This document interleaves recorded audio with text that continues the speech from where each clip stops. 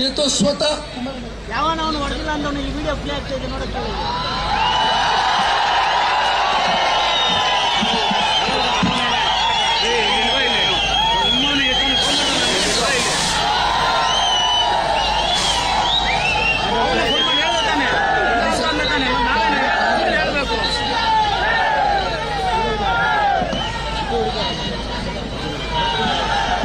ನಿಮ್ಮ ಪ್ರೀತಿಯ ಮನೆ ಮಗನ ಆಗಮಕ್ಕಾಗಿ ತಾವೆಲ್ಲರೂ ಕೂಡ ಇಷ್ಟೊಂದು ಸಹಸ್ರಾರು ಸಂಖ್ಯೆಯಲ್ಲಿ ಇವತ್ತು ಸೇರಿ ಈ ಒಂದು ಪಾದಯಾತ್ರೆಯಲ್ಲಿ ತಾವೆಲ್ಲರೂ ಭಾಗಿಯಾಗಿದ್ದೀರಿ. ವಿಶೇಷವಾಗಿ ನಮ್ಮ ಚನ್ನಪಟ್ಟಣ ತಾಲೂಕಿಂದ ಬಂದಿರತಕ್ಕಂತ ಸಾಕಷ್ಟು ಜನ ಹೆಣ್ಣು ಮಕ್ಕಳು ತಾಯಂದ್ರನ್ನ ಈಗ ತಾನೇ ಪ್ರತಿಯೊಬ್ಬರನ್ನು ಕೂಡ ಅವರ ಪಾದಗಳಿಗೆ ನಮಸ್ಕಾರ ಮಾಡಿ ಅವರ ಆಶೀರ್ವಾದವನ್ನ ಪಡೆದು ಜೊತೆಯಲ್ಲಿ ಸಾಕಷ್ಟು ಜನ ಹಿರಿಯಕರು, ರೈತರು, ಯುವಕರು ಎಲ್ಲರೂ ಕೂಡ ಇವತ್ತು ಈ ಪಾದಯಾತ್ರೆಯಲ್ಲಿ ನಮ್ಮ ಜೊತೆಯಲ್ಲಿ ಹೆಗಲಿಗೆ ಹೆಗಲು ಕೊಟ್ಕೊಂಡು ಏನು ಹೆಜ್ಜೆ ಆಗ್ತಾ ಇದ್ದೀರಿ.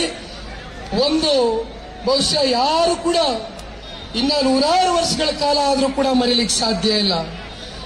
ಪಕ್ಷದ ವರಿಷ್ಠರು ಸನ್ಮಾನ್ಯ ದೇವೇಗೌಡರು ಸಾಹೇಬರು ಚನ್ನಪಟ್ಟಣದಲ್ಲಿ ಇರ್ತಕ್ಕಂಥ ಇಗ್ಲೂರ ಬ್ಯಾರೇಜ್ ನ ಕಟ್ತಕ್ಕಂಥ ಒಂದು ಮಹಾನ್ ಭಾವ ಇವತ್ತಿಗೂ ಕೂಡ ರೈತಾಪಿ ವರ್ಗದ ಹಿರಿಯರು ಮಾನ್ಯ ದೇವೇಗೌಡರು ಸಾಹೇಬರನ್ನ ಪ್ರತಿ ಹಳ್ಳಹಳ್ಳಿಲೂ ಕೂಡ ನೆನೆಸ್ಕೊಳ್ತಕ್ಕಂಥದ್ದನ್ನ ನಾವು ಏನ್ ನೋಡಿದ್ದೇವೆ. ಅದೇ ರೀತಿ 2018ರಲ್ಲಿ ವಿಧಾನಸಭಾ ಚುನಾವಣೆ ನಡೆದಂತ ಸಂದರ್ಭದಲ್ಲಿ ಬಹುಶಃ ಕುಮಾರಣ್ಣ ಅವರು ಹಲವಾರು ಸಂದರ್ಭದಲ್ಲಿ ಹೇಳ್ತಾ ಇರ್ತಾರೆ, ಎರಡು ಕಡೆ ಅವತ್ತು ಚುನಾವಣೆಯನ್ನ ನಿಲ್ತಕ್ಕಂಥ ಒಂದು ಸನ್ನಿವೇಶ ಪಕ್ಷದ ಕಾರ್ಯಕರ್ತರುಗಳ ಒಂದು ಪ್ರೀತಿ, ಜೊತೆಯಲ್ಲಿ ಕ್ಷೇತ್ರದ ಜನತೆಯ ಒಂದು ಆಶೀರ್ವಾದ. ಮಾನ್ಯ ಕುಮಾರಣ್ಣನ ರಾಜ್ಯದ ಮುಖ್ಯಮಂತ್ರಿಗಳಾಗಿ ಮಾಡಿದ್ದೀರಿ, ಬರ್ತೀರಣ್ಣ.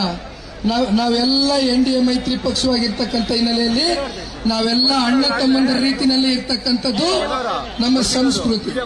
ಹಾಗಾಗಿ ಇವತ್ತೇನು ಮಾನ್ಯ ಕುಮಾರಣ್ಣ ಅವರು ಚನ್ನಪಟ್ಟಣ ತಾಲೂಕಿಗೆ ಅವರದೇ ಆದಂತ ಕೊಡುಗೆಯನ್ನು ಕೊಟ್ಟಿದ್ದಾರೆ. ಅದೇ ರೀತಿ ಕುಮಾರಣ್ಣನಿಗೆ ರಾಜ್ಯದಲ್ಲಿ 18ರಲ್ಲಿ ಮುಖ್ಯಮಂತ್ರಿಗಳಾಗಿ ಮಾಡಲಿಕ್ಕೆ ಎಲ್ಲ ಕ್ಷೇತ್ರದ ತಂದೆ ತಾಯಂದಿರುಗಳು ಆಶೀರ್ವಾದವನ್ನು ಮಾಡಿದ್ವಿ. ಜೊತೆಯಲ್ಲಿ ಮತ್ತೊಬ್ರು ವಿಧಾನ ಪರಿಷತ್ನ ಸದಸ್ಯರು ಇರಲ್ಲ, ಮಗ ತಾಳ್ಮೆ ಇರ್ಬೇಕಿಲ್ರಪ್ಪ ಯುವಕರಿಗೆ, ಇರಲ್ಲ ಬರಲ್ಲ, ಹೆಜ್ಜೆ ಹಾಕಲ್ಲ ನಮ್ಮ ಜೊತೆ.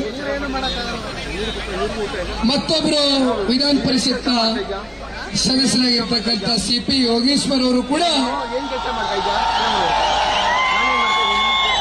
ನಮ್ಮ ಜೊತೆಯಲ್ಲಿ ಇದ್ದಾರೆ.